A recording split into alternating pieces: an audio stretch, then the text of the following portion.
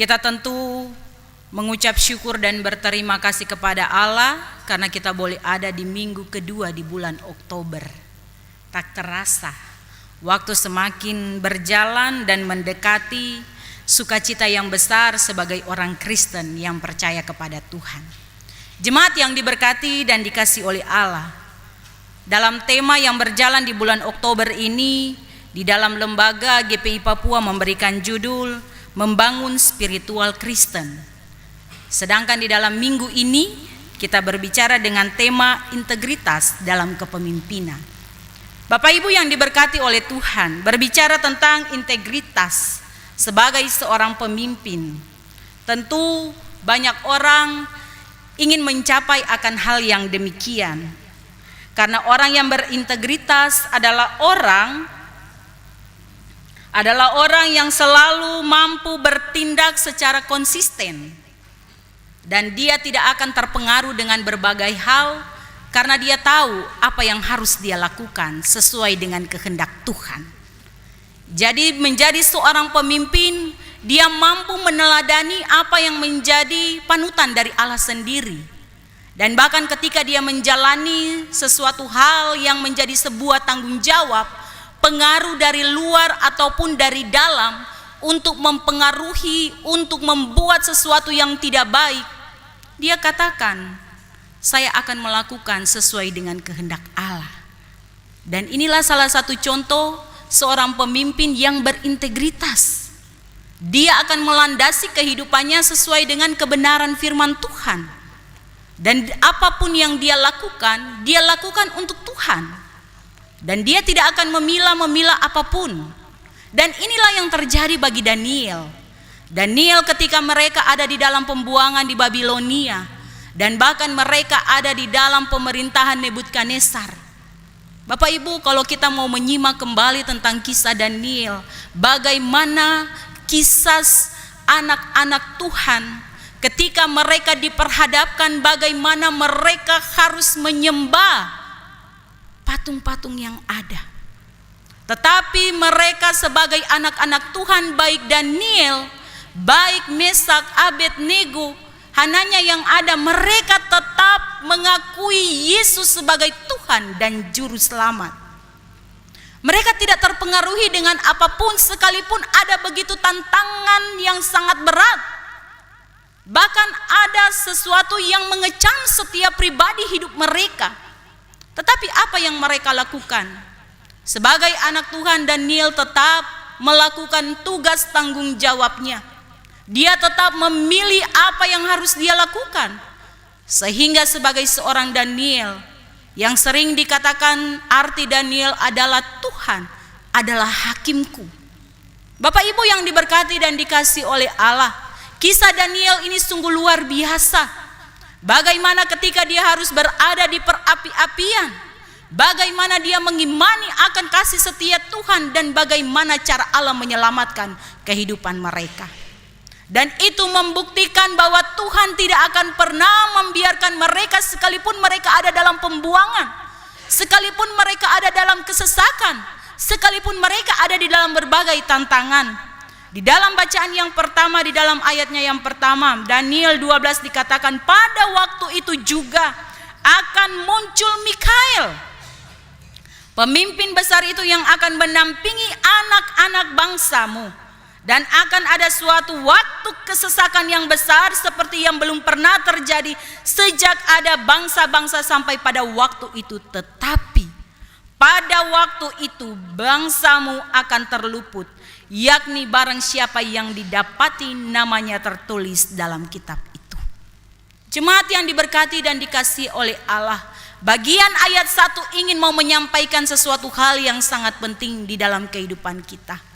Kita mungkin tidak ada di Babilonia, kita mungkin tidak ada di dalam pembuangan, kita mungkin ada di wilayah yang bisa dikatakan damai, bisa dikatakan tentram. Tetapi akhir-akhir ini kehidupan kita terancam karena politik-politik yang sungguh luar biasa, sehingga mempengaruhi keberadaan kehidupan kita sebagai orang yang bermasyarakat. Tetapi kita dianjurkan sebagai anak-anak Allah untuk tetap menjadi anak-anak Tuhan, anak-anak Tuhan yang mengandalkan Allah di dalam segala hal, menjadikan diri kita sebagai prioritas, sebagai anak-anak Tuhan yang mampu untuk mencerminkan kasih setia Allah. Jemaat yang diberkati dan dikasihi oleh Tuhan, apa yang belum pernah terjadi sejak ada bangsa-bangsa sampai pada waktu itu, ketika ditemukan nama kita yang berada di dalam kitab, kita akan diangkat dan melihat apa yang menjadi keajaiban dari Tuhan. Karena di dalam ayat kedua di sana dikatakan, mereka yang sudah menjadi debu tanah, mereka akan bangkit, mereka akan dihakimi bersama-sama, tetapi mereka yang hidup takut akan Tuhan, mereka akan melihat kebaikan Allah. Sehingga di dalam ayatnya yang ke-10 juga dikatakan, banyak orang akan disucikan, dimurnikan dan diuji, tetapi orang fasik akan bertambah fasik. Orang fasik itu akan memahami, tidak akan memahaminya, tetapi orang bijaksana akan memahaminya. Marilah kita menjadi pribadi yang memiliki bijaksana bersama dengan Tuhan. Pengetahuan hikmat yang Allah berikan kita kelola dengan hidup takut akan Allah, sehingga kita mampu menghadapi banyak tantangan banyak tantangan yang kita jalani di sepanjang kehidupan kita sebagai orang Kristen. Bapak Ibu yang diberkati dan dikasihi oleh Allah, apa yang telah disampaikan oleh Allah kepada Daniel adalah sesuatu yang sungguh luar biasa. Yang menjadi nats pembimbing yang saya ambil di ayat yang keempat dikatakan, tetapi engkau Daniel, sembunyikanlah segala firman itu dan meteraikanlah kitab itu sampai pada akhir zaman. Banyak orang akan menyelidikinya dan pengetahuan akan bertambah. Tetapi tidak semua orang akan menemukan kebenaran itu. Yang akan menemukan adalah orang-orang yang bijaksana, orang-orang yang takut akan Allah, orang yang memahami akan kebenaran firman Tuhan. Jemaat yang diberkati dan dikasihi oleh Tuhan kita Yesus Kristus, marilah kita menjadi, walaupun dikatakan kita adalah jemaat yang kecil, kita mungkin belum berpengaruh dari berbagai banyak hal, tetapi jadikanlah pribadi kita sebagai anak-anak Tuhan mampu berintegritas, mampu menjadi contoh dan teladan dimanapun kita pergi dan berada, sesuai dengan apa yang Allah kehendaki ketika kita mau berada di dalam posisi apapun, ketika kita ada di dalam berbagai tantangan, ketika kita ada di dalam kesesakan. Tidak ada seorang pun dapat membuat hidup kita semakin kecil, tidak akan membuat hidup kita semakin takut, tidak akan memiliki sebuah pendirian. Tetapi orang yang berintegritas, orang yang mengandalkan Allah, dia akan menjalani kehidupannya dengan hidup takut akan Tuhan, karena dia tahu tujuan kehidupannya itu untuk mencapai mahkota kehidupan. Bapak Ibu yang diberkati dan dikasihi oleh Allah, kita saat ini sedang ada di dalam dunia politik. Saat ini kita sedang mencari pilihan-pilihan yang tepat. Tentu banyak hal yang sering terjadi di dalam kehidupan kita, tawaran demi tawaran. Namun kita sebagai anak-anak Tuhan mampu memilih yang terbaik. Kita berdoa kepada Tuhan, kita minta petunjuk kepada Allah, siapakah yang mampu menjadi pemimpin untuk membawa masyarakat kita lebih baik. Setiap suara-suara kita sebagai rakyat yang kecil mampu didengar, mampu dijawab oleh para pemimpin kita. Jangan ketika kita memilih lalu dia tidak melakukan tanggung jawab, lalu apa yang kita katakan kepada mereka?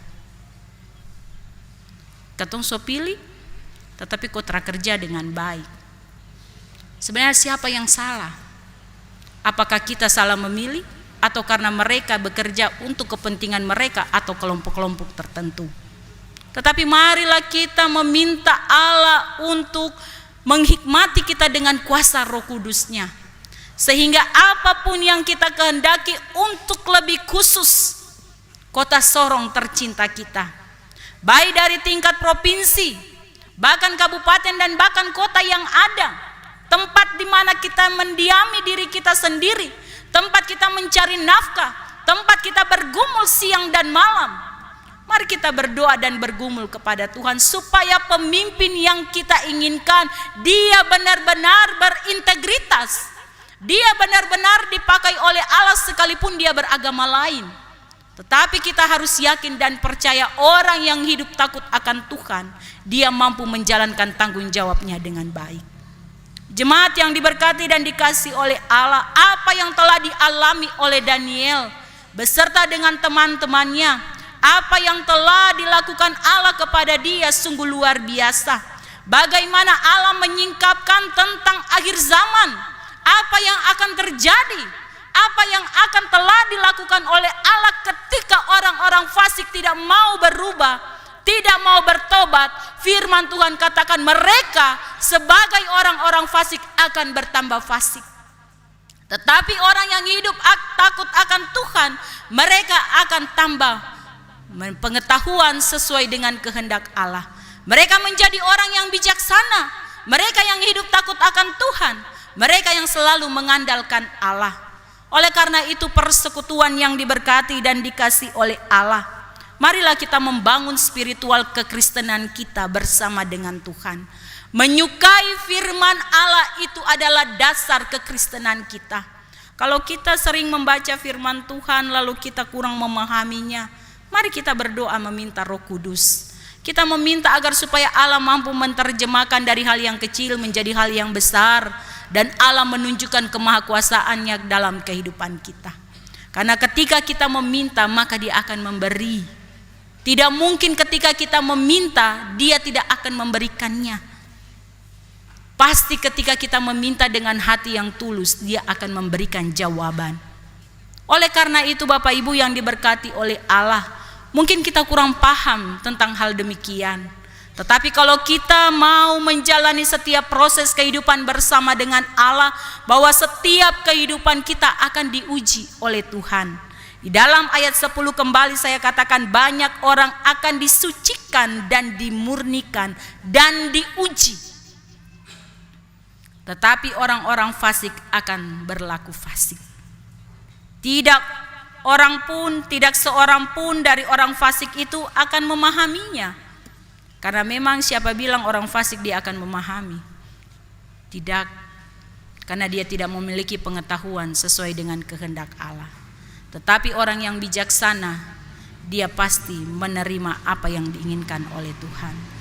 Oleh karena itu Bapak Ibu yang diberkati dan dikasih oleh Allah, jalanilah setiap kehidupan kita dan berkomitmenlah bersama dengan Tuhan. Marilah kita menjalani hari hidup kita dengan rasa syukur, dengan rasa takut akan Allah, sehingga apapun yang kita kerjakan, kita pasti katakan, saya kerja untuk kemuliaan nama Tuhan. Apa yang saya peroleh semuanya berkat datang dari Tuhan. Apa yang akan saya nikmati itu adalah ungkapan syukur yang ada dari kasih setia Tuhan. Sehingga tidak ada seorang pun yang mau mengatakan, kenapa saya selalu bekerja tetapi hidup kita berkekurangan. Kenapa saya selalu berusaha tetapi segala sesuatu yang kita lakukan selalu gagal. Tetapi marilah kita berproses pada rancangan Allah. Mari kita mengubah integritas hidup kita, supaya tujuan hidup kita benar-benar menjadi jaminan di dalam kehidupan kita sebagai orang Kristen. Sebagai seorang pemimpin tentu juga ingin diharapkan agar supaya tidak memilah-memilah, tetapi dia mampu melihat apa yang baik dan apa yang benar. Dan dia juga sebagai seorang pemimpin, dia tidak akan terpengaruh oleh hal-hal yang lain, tetapi dia akan berdiri tegak untuk memberitakan firman Tuhan sesuai dengan kebenaran Allah. Karena itu yang dikehendaki oleh Allah. Belajar dari Daniel, tantangan yang dia hadapi sungguh besar, godaan yang sungguh dia alami sungguh nyata, tetapi dia tetap memperkatakan, aku tetap menyembah dan beribadah kepada Tuhan. Dan semuanya itu apa yang terjadi Bapak Ibu? Seluruh orang yang ada dalam pembuangan kembali menyembah kepada Allah Daniel. Luar biasa Bapak Ibu yang diberkati oleh Tuhan. Inilah yang harus kita lakukan sebagai orang Kristen, supaya kita benar-benar melihat kemuliaan nyata ada di dalam kehidupan kita. Biarlah firman ini memberikan kekuatan, memberikan semangat spirit yang sungguh luar biasa, supaya di dalam menggapai apa yang Tuhan kehendaki, Tuhan sudah sediakan yang terbaik di dalam kehidupan Bapak, Ibu, saudara, dan saya. Tuhan Yesus memberkati firman-Nya dan kehidupan Bapak, Ibu. Amin.